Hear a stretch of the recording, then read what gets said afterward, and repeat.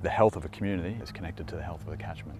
And so doing science that's based in a landscape but also connects with the communities, because they're the ones that live there, and that's what we're trying to bring together. This project was born out of community concern for water quality in the Macleay, and there's a historic legacy of contamination in the river from old mining activities.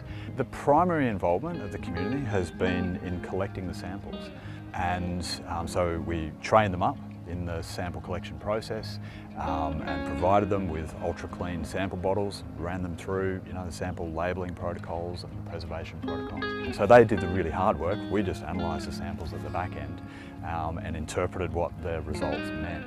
Without their work of the collecting of the samples, none of this would have happened.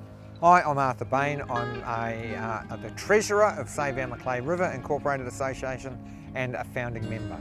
Save Our Macleay River began in 2013 when there was community concern about arsenic and antimony contamination in the river. So Save Our Macleay River was formed, and we've built relationships with government departments, we've built relationships with industry, and we've built relationships with science to find out what the facts are, to inform the community and to help to protect the health of this beautiful river that we live on.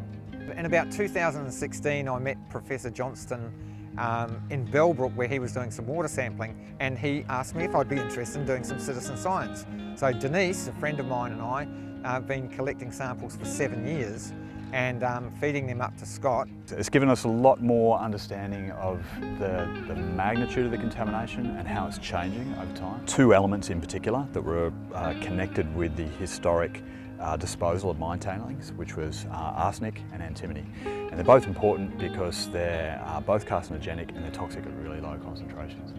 And arsenic was really interesting in that it went up and down with the seasons. And there's a really clear relationship between the concentrations of arsenic and temperature. And this is something we didn't know about before. Back in the 1880s and in the early part of the 20th century, they discovered gold and antimony and arsenic up in the upper catchment near Armidale. And the veins of rock that were hosting that were down in this gorge system, in the gorge country where the Macleay River cuts into the escarpment. And so what they did is process a lot of that rock in the creek itself. And so all the mine tailings and the leftover waste rock was actually left in the creek. And so that's how we ended up in this situation. And that's a long-lived legacy, right? Like, it's a really good example of how something that's quite short-term can have effects that will last for many, many, many generations.